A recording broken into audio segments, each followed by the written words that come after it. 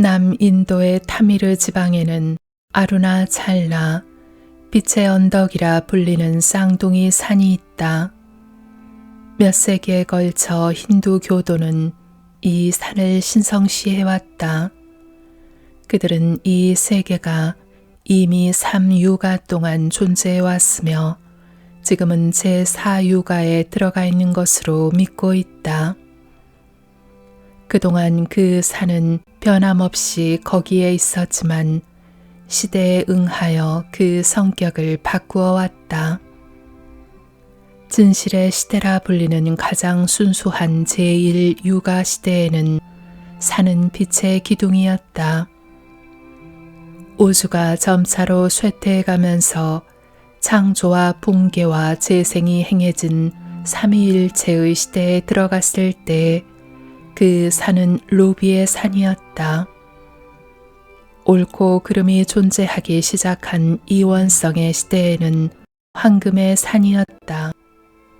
그리고 지금 현재의 칼리유가 암흑의 시대에 이르러서는 작은 돌의 산으로 바뀌었다. 그 역사를 통하여 변함없이 아루나찰라는 시바의 옥좌로 인정되어 왔다.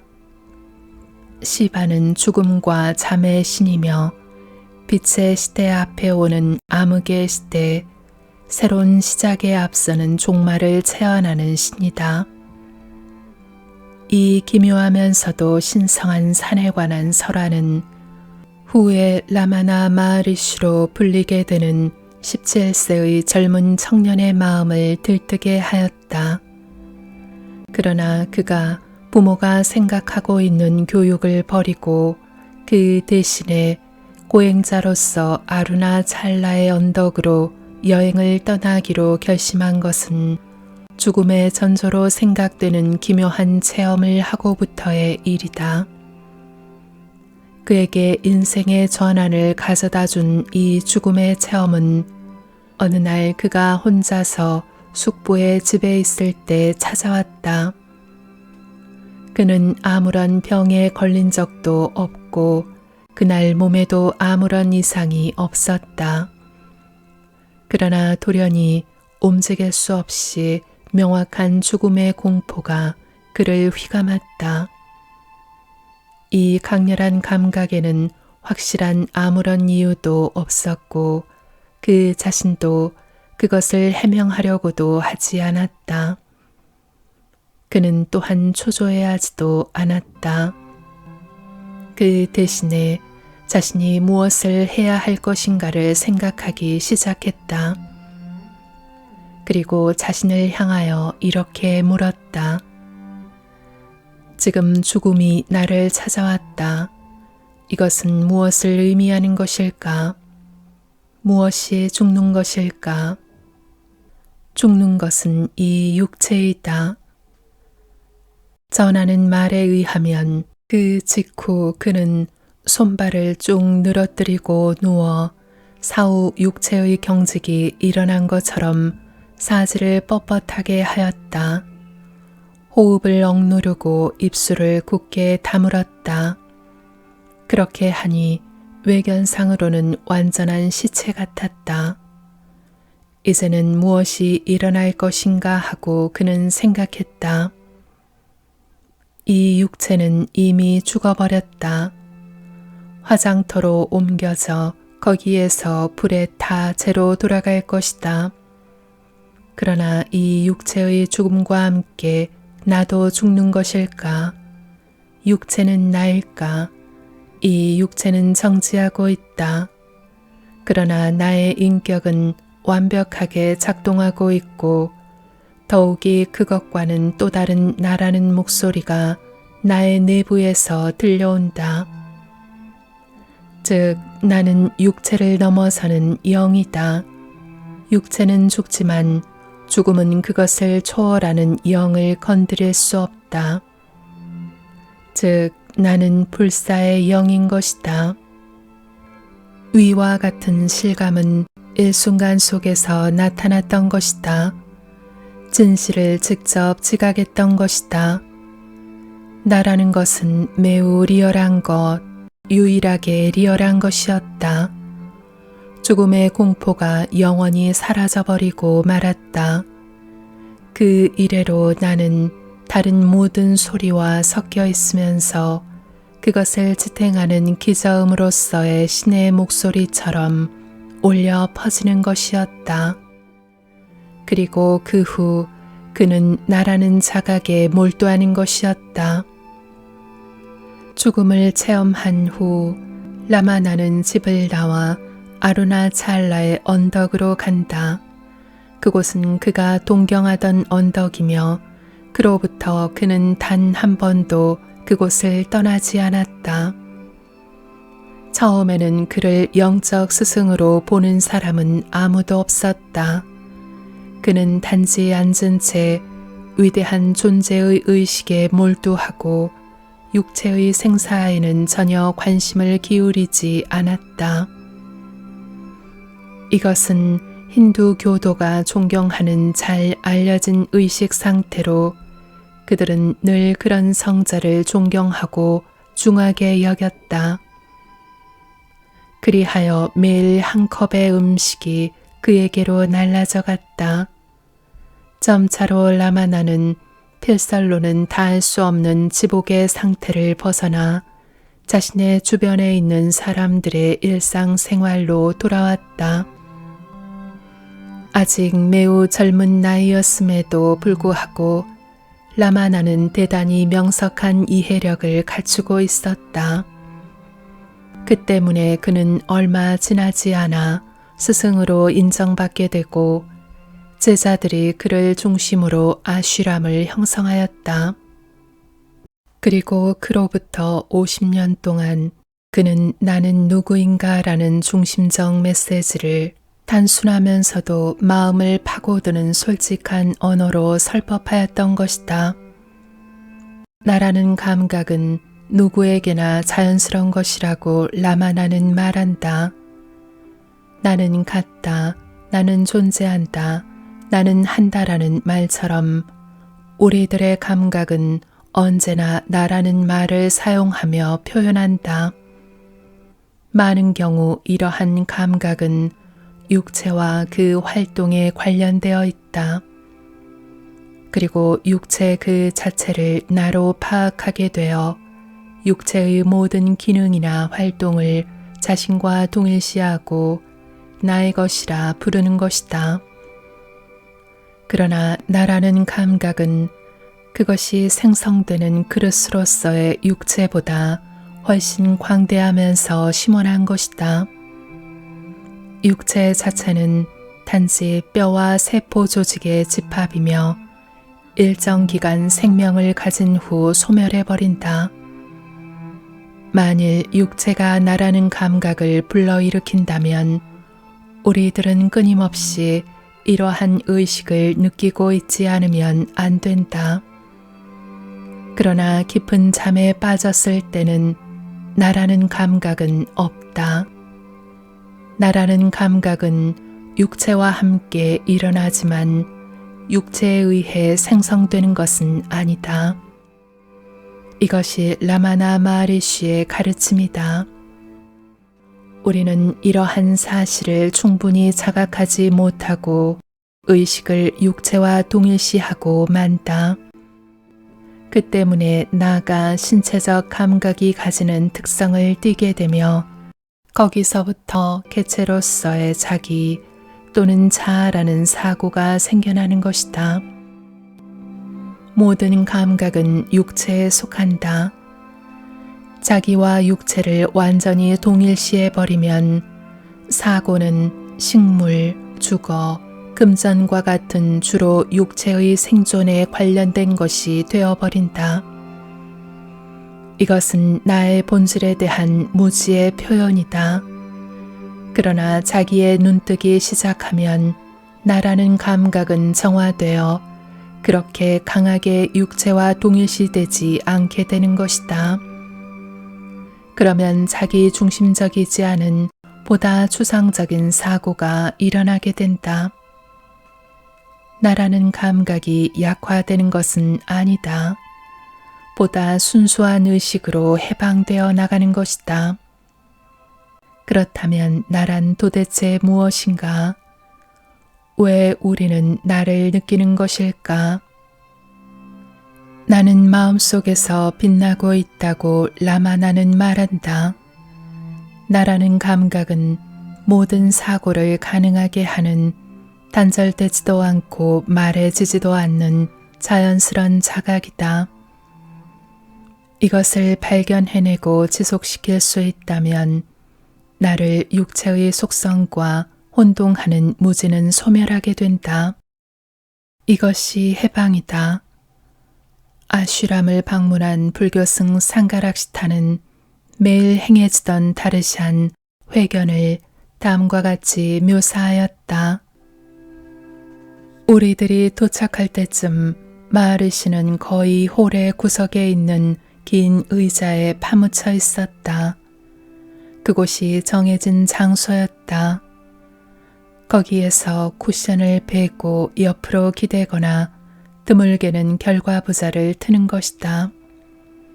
가끔 빨리 도착하면 몇몇 타미리의 바라문들이 다르샨의 시작을 알리는 배달을 읊는 것도 들을 수 있었다. 영창이 끝나고 바라문들이 홀을 떠나도 별다른 아무 일도 일어나지 않는다. 마하리시는 긴 의자에 앉은 채이다. 때로 누군가가 질문이나 부탁이 있어 마하리시에게 말을 건다. 그 사람은 마하리시의 짧은 대답을 듣고 다시 자리에 앉는다. 마하리시는 때로는 눈길을 한번 던지거나 몸짓만 할 때도 있다. 그것뿐이다. 그 외의 시간은 홀에 앉아있는 6, 70명이 마하리시를 단지 바라만 보고 있거나 이것이 다르샨의 문자 그대로의 의미이다. 눈을 감고 명상을 하고 있다. 이야기하는 것이 금지되어 있는 것은 아니지만 거의 대부분 제자들은 움직이지 않고 조용히 앉아 있다. 때로는 새로 들어온 사람이 목소리를 죽여 친구와 인사를 나누는 경우도 있지만 몇 시간에 걸쳐 커다란 침묵이 홀 전체를 감싸고 있다. 오랫동안 거기에 앉아 있으면 이 침묵이 단순한 몸 상태가 아니라 긍정적인 정신적 영향 또는 정신적인 힘이라고 할 수 있는 무엇이라는 것을 알 수 있다. 미풍이 홀을 꿰뚫어가는 것 같은 또는 시냇물이 흘러내리는 듯한 느낌을 가지게 되는 것이다. 정화의 시냇물이 흐르는 소리이다. 이러한 미풍, 이러한 흐름은 긴 의자에 누워있는 침묵의 존재로부터 나오는 것인 듯하다. 그는 별달리 아무것도 하지 않고 단지 전해진 편지를 읽거나 때로는 홀 안의 한 사람에게 날카로우면서도 부드러운 시선을 던지는 것이다. 그 홀에 앉아있을 때 나의 머리 위로 시냇물이 졸졸 흘러가고 있다는 것을 느꼈다. 육체와 정신, 사고와 감정이 완전히 씻겨져 내려갈 때까지 그 시냇물은 졸졸 흘러내렸다. 그리고 거기에 남은 것은 빛에 가득 찬 심원한 평화였다. 라마나는 어떻게 하면 내가 누구인가를 알 수 있겠습니까? 라는 질문에 대해 육체와 그 기능은 나가 아니다. 보다 깊은 곳이라 해도 마음과 그 기능은 나가 아니다 라고 빈번하게 대답하였다. 늘 자기 자신을 몸과 마음, 특히 마음과 동일시해온 사람들에게는 놀랍고도 불안을 느끼게 하는 답변이었다. 마음이 나가 아니라면 나란 도대체 무엇이란 말인가? 그것은 정말 정확한 질문이라고 라마나 마하리시는 말한다. 잘 관찰하면 사고와 감정이 의지와는 아무런 관계없이 일어난다는 것을 알 수 있다. 마음과 기억은 나라는 감각과는 전혀 아무런 관계도 없이 자연스런 자주성을 가지고 있는 듯하다. 마하리시는 말한다. 마음의 본질은 단순한 자각 또는 의식이다.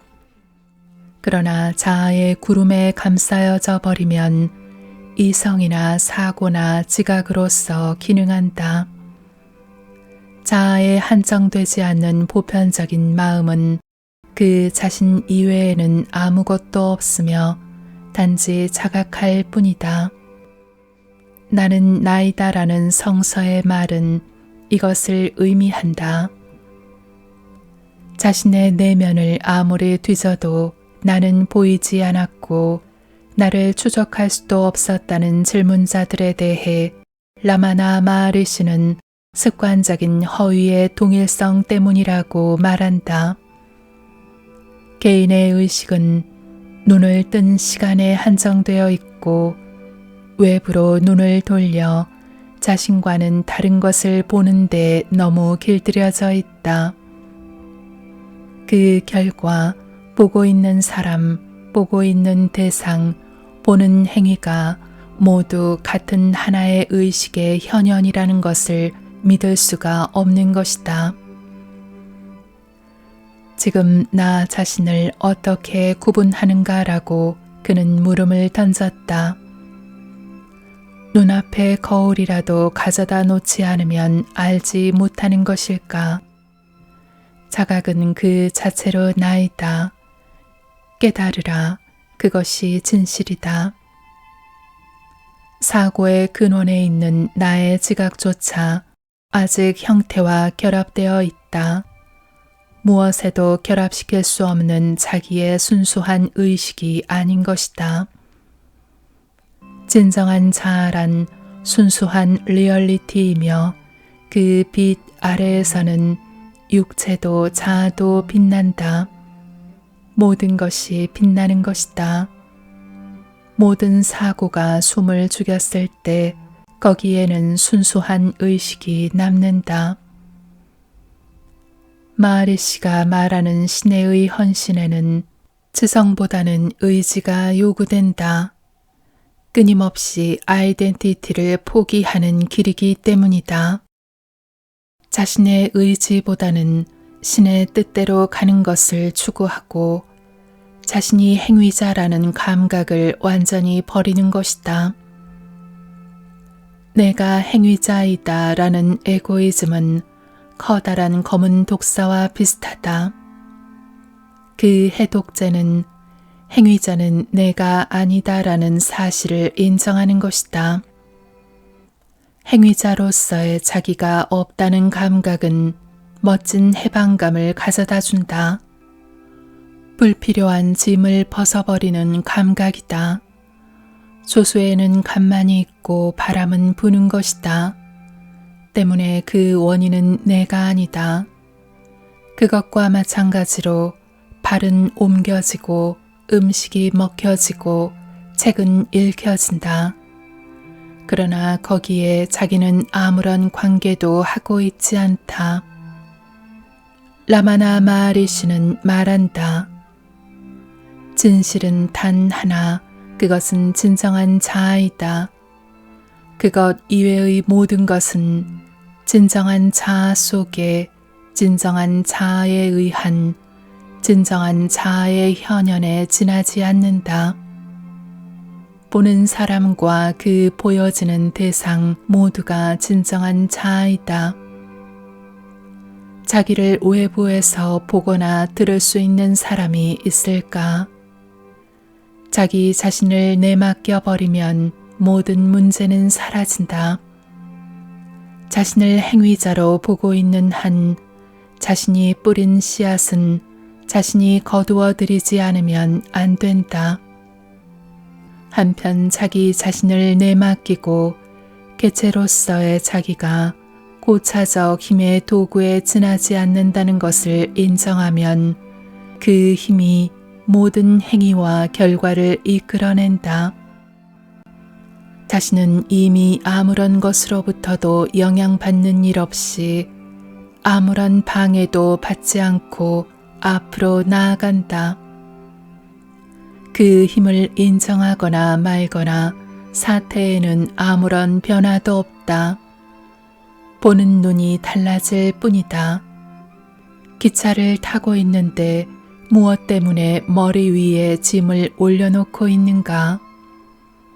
짐을 바닥에 두건 머리 위에 올려놓건 기차는 그 사람과 짐을 싣고 앞으로 나아갈 뿐이다. 짐을 머리에 올려놓아도 기차의 부담을 줄일 수 없다. 불필요한 무리를 하고 있을 뿐이다. 개체적인 행위자 의식도 마찬가지이다.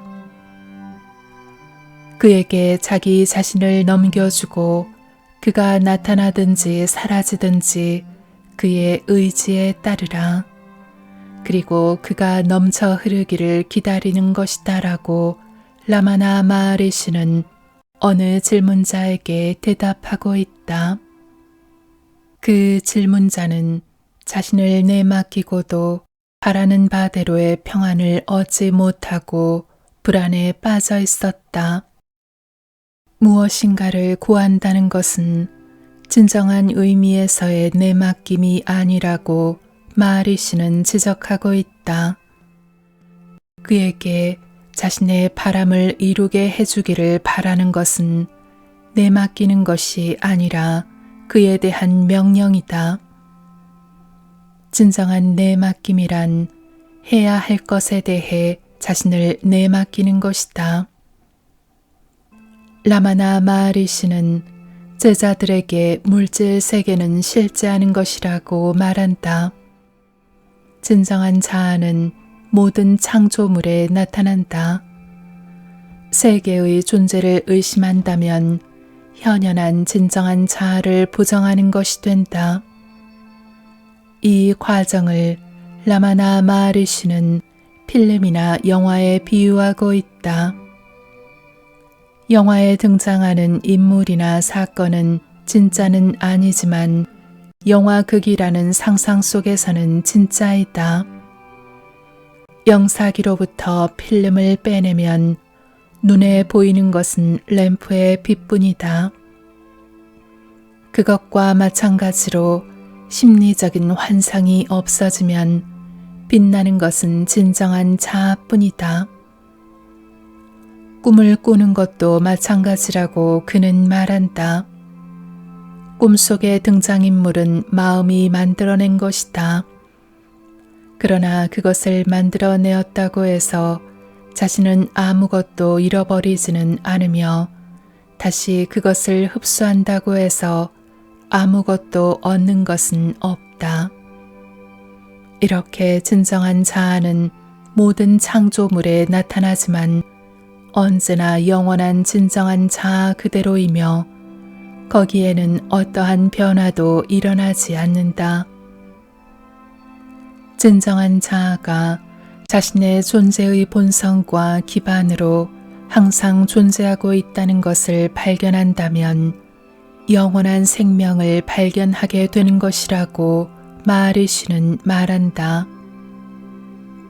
진정한 자아는 혼이다. 혼은 스스로 빛을 발한다. 빛은 혼에서 일어나 마음의 장인 뇌에 도달한다. 세계는 마음, 즉 진정한 자아의 빛의 반사로 인하여 보이게 된다. 마음의 도움을 받아 지각하는 것이다. 마음은 빛을 받으면 세계를 인식하고 그 빛이 약해지면 세계를 인식하지 않는다. 만일 마음이 빛의 원천에 도달하면 객관적인 지식은 활동을 정지하고 진정한 자아만이 혼으로서 찬란하게 빛난다. 지금 당신은 스스로를 독립된 개체라고 생각하고 있다. 자신의 외부에 우주가 있고 우주의 저쪽에는 신이 있다. 그러나 그러한 사고에는 분리라는 관념이 작용하고 있다. 이 관념을 버리지 않으면 안 된다. 신은 당신이나 우주와 분리되어 있지 않기 때문이다. 우선 처음에 나라는 사고가 일어난다. 마음을 구성하는 다른 모든 것이 생성되는 것은 그 다음이다. 나라는 사고가 일어나고 비로소 마음속에 당신이나 그것이라는 사고가 들어온다. 그러한 나라는 최초의 사고가 일어나지 않는다면 그런 것들은 존재할 수 없다. 즉, 나라는 사고 그 자체는 그런 것들 중 하나가 아니라 그런 것들의 원천이다. 나라는 사고는 주체이며 다른 사고는 객체이다. 마음은 그러한 사고의 집합에 지나지 않는다. 때문에 나는 누구인가라는 물음을 통하여 그 원천을 탐색하면 마음은 조용해지는 것이다. 마하리시가 가르친 자기를 찾아가는 방법은 모든 사고를 그것이 생성되었을 때 작아간다는 것이었다. 마음은 사고와 다른 방식으로 존재하는 것이 아니다. 사고가 일어났을 때 그 내용에 대하여 생각하거나 결론을 내리려는 생각을 하지 말고 이 사고는 어디서부터 나타난 것일까를 찾아야 한다고 그는 말한다. 그 대답은 나이다. 그리고 다음으로 나는 누구인가라고 물으면 마음은 안을 향하게 되어 사고에 사로잡히는 일은 없어진다. 그러면 사고는 사라진다. 이러한 방법을 끊임없이 실천하면 나라는 감각에 진실이 가지는 강력한 힘이 붙게 되는 것이다. 그러면 나라는 감각은 사고의 발생에 미혹되는 일 없이 그 원천에 머물 수가 있는 것이다. 마하리시는 불치의 종상에 의한 오랜 고통을 겪은 후 1950년 세상을 떠났다. 그의 사상은 최후까지 그를 지탱해 주었다. 죽음에 이르기 직전 그는 이렇게 말하였다. 이 말은 아직까지 많은 사람들의 기억 속에 남아있다. 모두가 내가 죽어간다고 말하고 있지만 나는 어디에도 가지 않는다. 어디에 간다는 말인가? 나는 여기에 있다. 마하리시는 거의 책을 쓰지 않았다. 그러나 시인 무르가나르의 설득으로 그 가르침의 본질을 40편의 시로 정리하였다. 그 40편 중 마하리시의 통찰을 가장 명확하게 전하는 3편을 여기에 소개한다. 세계와 그 자각은 일체가 되어 오르내린다. 그러나 세계를 빛나게 하는 것은 그 자각이다. 전체 세계와 그 자각은 거기서부터 상승하여 거기로 하강한다. 그러나 전체는 오르고 내리는 일 없이 빛난다. 그것만이 현실이다. 주체와 객체의 이원성과 보는 것과 보여지는 것과 그 광경의 삼위일체는 유일한 것에 떠받쳐지지 않는 한 존재할 수 없다. 그 유일한 리얼리티를 구하는 마음속으로 눈을 돌리면 이원성도 삼위일체도 탈락한다. 이러한 것을 아는 사람은 지혜를 아는 사람이며 결코 방황하지 않는다. 모든 곳에 편재하는 형태도 없고 이름도 없는 리얼리티가 아무리 이름이나 형태로 숭배된다 하더라도 그것은 각성애의 단순한 입구에 지나지 않는다. 그 진실에 있어서 자기의 진실을 이해하고 거기에 녹아 들어가 일체가 되는 것이 진실로 보는 행위이다. 그러면 당신은 알 수 있게 되리라.